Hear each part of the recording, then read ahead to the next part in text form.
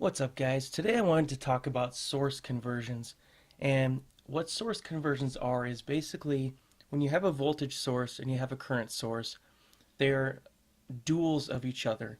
And what that means is that the properties of one apply to the properties of the other. So when you have a current source, it's not enough to just show the current source in your circuit diagram.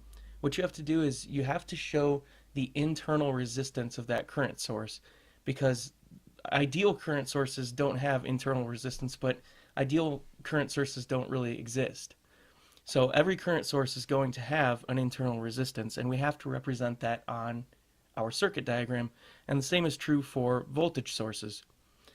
So here we have a voltage source with a resistor in series with it.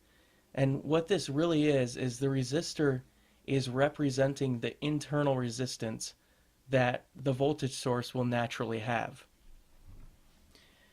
So what we want to do is we want to be able to convert between voltage sources and current sources. And the purpose of this is that a lot of times you'll have a circuit that will be much easier to solve when it's in one form or the other. A lot of times it can make it easier to combine resistors in the circuit and things like that. So what we do in order to accomplish this is that we draw a box around the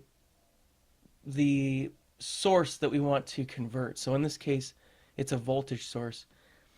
And external to that box, if we look right here at terminal A and terminal B, what terminals A and B experience is not, but essentially they don't experience anything different between a voltage source and a current source. That those terminals can't tell what they're, sort of quote unquote feeling. So we take that box and then we convert everything internal to that box.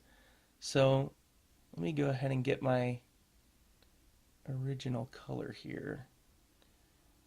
Is it 255?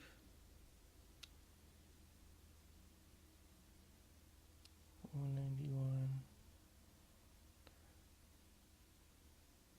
Sorry, I'm trying to get the exact, you know what, it's fine. I don't need the exact color. We'll do red. Or we're doing blue. I guess we're doing blue. Okay. So we've got this voltage source, we've got the resistor, and we want to do a source conversion. So we're going to redraw.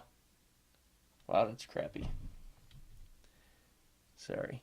We're going to redraw the same two terminals, but here we have a voltage source and a series resistor. And what a source conversion is that you can go back and forth between a voltage source and a series resistor and a current source with a parallel resistor.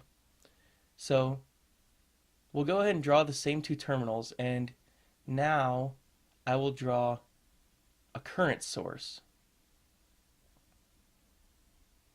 So here we'll have terminal B and a parallel resistor. And let's call this we'll call this RC, and we'll call this RV. Okay, and that's just the resistor of the current source, the resistor of the voltage source. So what you have to do when you're doing the current source and the voltage source, is you have to be careful which way you draw the current. Or if you're going from a current source to a voltage source, you have to be careful which way you draw the polarity of the voltage source. So in this case, if we were to look at this voltage source, the polarity is such that the positive side is down and the negative side is up. So current is going to flow out the positive terminal of the voltage source. So in this case, current's going down this branch, so we need the current source to go down. I'm sorry, we need the direction to be down for our current source as well. So essentially, these two, setups are equivalent. What you would have to do is you would have to use V equals IR, and you would solve for current. So then you would get I equals V over R.